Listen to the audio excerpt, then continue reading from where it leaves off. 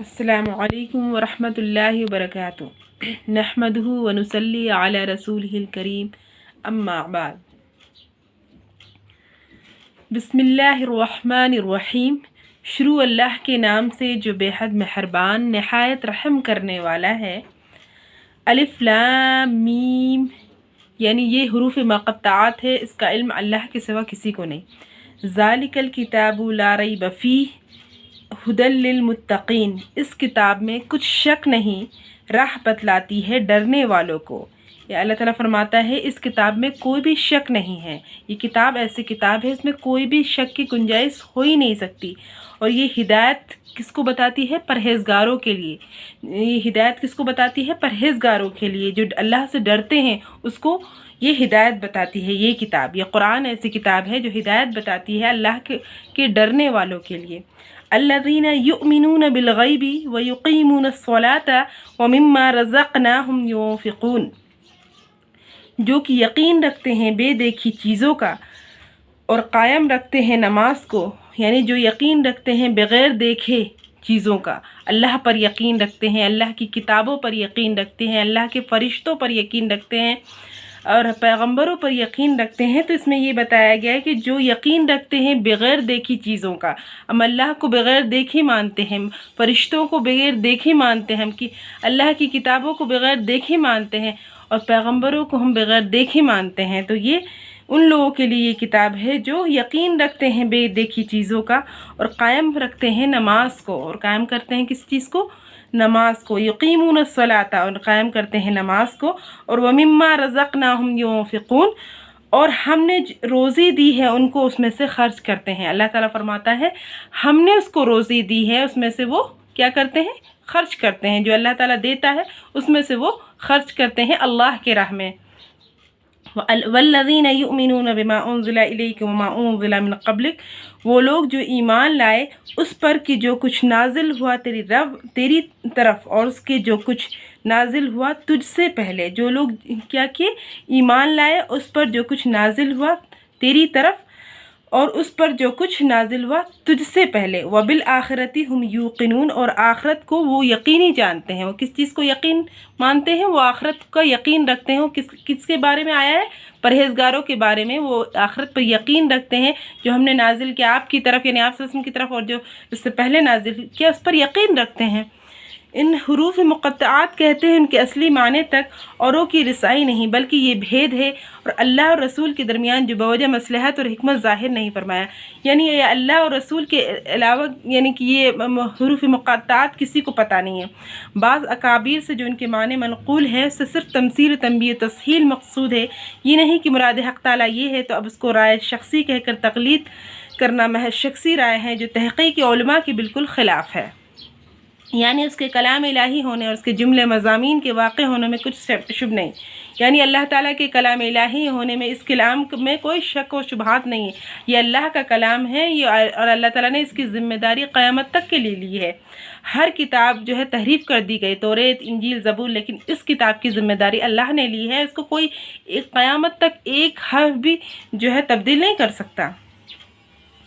جاننا چاہیے کسی اول صورت میں محل ریب یہ کلام ہے، اور دوسری صورت میں محل ریب حقیقت میں سمجھنے والے کا فہم ہے۔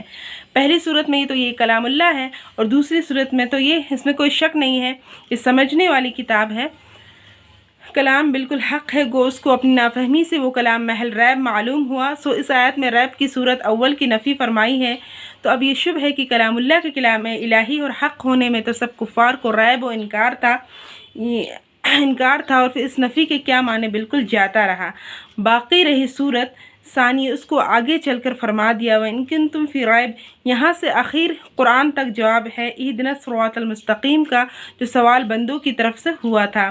یہ کس کی طرف سے ہوا تھا؟ یہ بندوں کی طرف سے یہ سوال کیا گیا تھا، یعنی جو بندے اپنے خدا سے ڈرتے ہیں ان کو یہ کتاب راستہ بتلاتی ہے، ان لوگوں کے لیے یہ کتاب ہے جو اللہ سے ڈرتے ہیں، جو متقیوں کے لیے ہے۔ اس میں بتایا نا ہدی للمتقین، یہ ہدایت ہے پرہیزگاروں کے لیے، یعنی جو اطاعت کرتے ہیں، اللہ کا ڈر رکھتے ہیں اور اللہ کے خوف رکھتے ہیں، ان کے لیے بتایا گیا، خدا से ख़ाइफ होगा उसको उमूर मर्ज़ी और गैर मर्ज़ी यानी ताअत मासियत की ज़रूर तलाश होगी। जो अल्लाह से डरता होगा और उससे गुनाह से बचने का एक वो होगा और अल्लाह की तरफ रुजू करने का एक वो होगा और इताअत अल्लाह की तरफ इताअत में वो सबकत रखेगा और वो अल्लाह से डरते हुए गुनाहों से बचने की कोशिश करेगा।